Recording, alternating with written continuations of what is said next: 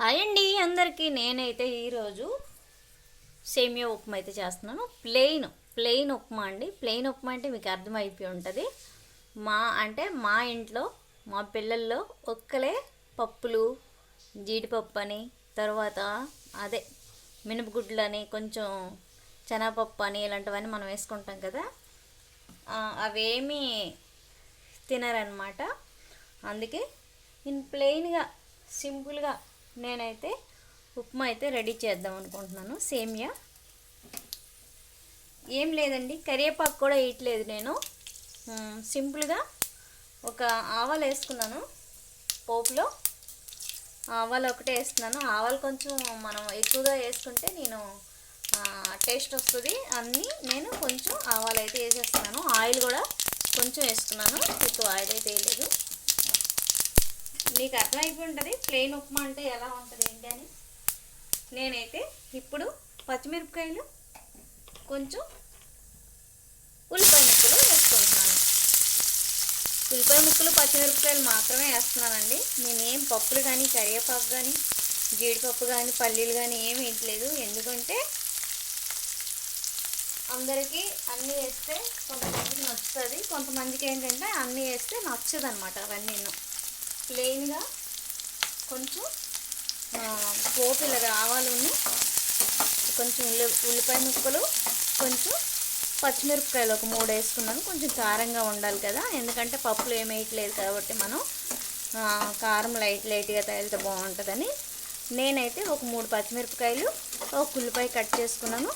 కొంచెం 3 స్పూన్ల ఆయిల్ వేసుకున్నాను. తర్వాత కొంచెం ఒక 1/2 స్పూను ఆవాలు అయితే వేసుకున్నాను. ఇగోండి ఇలాగైతే పోపు వేగిపోయింది కదా.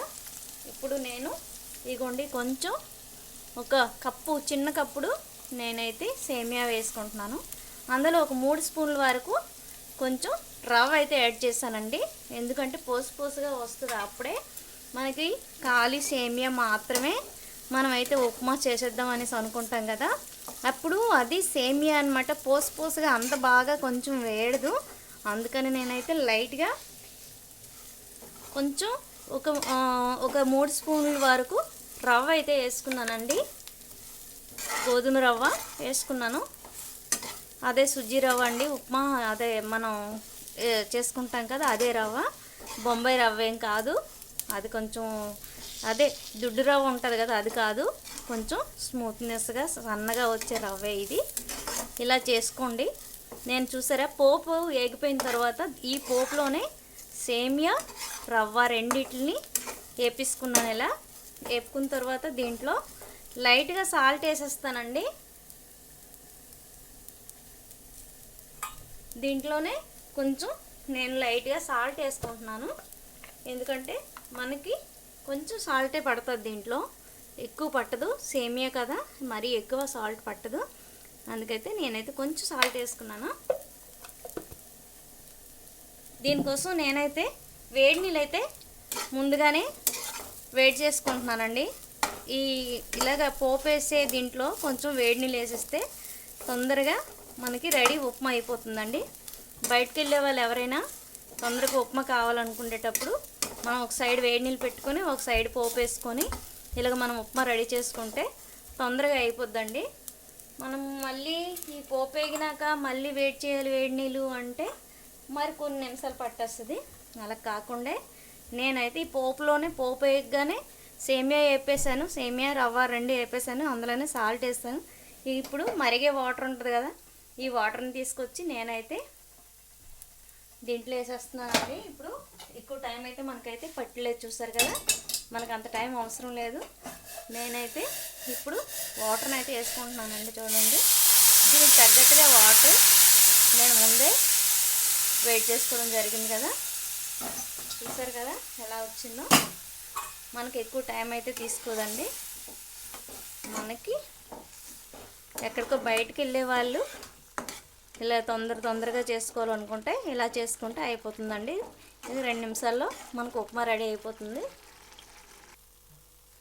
ఇగోండి ఇప్పుడైతే మనకు ఉప్మా రెడీ అయిపోయింది. దాంట్లో లైట్గా ఆయిల్ వేసుకోవాలి. విడివిడిగా పోసపోసగా వస్తుందండి. కొంచెం ఆయిల్ వేసుకొని మళ్ళీ మనం కలిపిస్తే, నేనైతే కొంచెం ఆయిల్ వేసుకున్నాను కదా. దీన్ని ఇప్పుడు మనం లైట్గా కలిపిస్తే చాలండి, ఇంకా అయిపోయినట్లే. ఉప్మా రెడీ అండి. పోసపోసగా వేడినట్లుగా మంచిగా వచ్చింది చూసారా. ఇలా సేమియాకు సేమియా, రవ్వకు రవ్వలాగా మంచిగా ఇలా వచ్చిందండి. మీరు కూడా ఇలా రెడీ చేయండి, మీకు నచ్చితే చేస్తే. మనకి చూసారు పూసలు లెక్కగా వచ్చింది. ఇప్పుడు ఇలా వచ్చింది. మనం స్పూన్తో తినేటప్పుడు విడివిడిగా ఇలా చేసుకొని మనం తిన్నా సరే, విడివిడిగా ఏ సేమియాకి తగ్గట్టు ఒక్కొక్క సేమియా ఎలాగైతే తిప్పి మనం ఎలా పట్టుకుంటే వస్తుందో అలాగే వచ్చింది చూసారా. మీరు కూడా ఇలా ట్రై చేయండి, మీకు నచ్చితే. మీకు నచ్చితే నచ్చిందని కమెంట్ పెట్టండి, బాగా చేశారు బాగుంది అని. లేదు అనేసి అంటే నచ్చలేదు అనుకుంటే, మీరు చేసే ప్రాసెస్ బాగాలేదండి అనేసి మీరు కమెంట్ చేయొచ్చు. మరి మన ఉప్మా నచ్చిందా అంటే మీరు లైక్ చేయండి, షేర్ చేయండి, కమెంట్ కూడా పెట్టండి, అలాగే సబ్స్క్రైబ్ కూడా చేయండి. ఓకేనా అండి? బాయ్ అండి అందరికీ.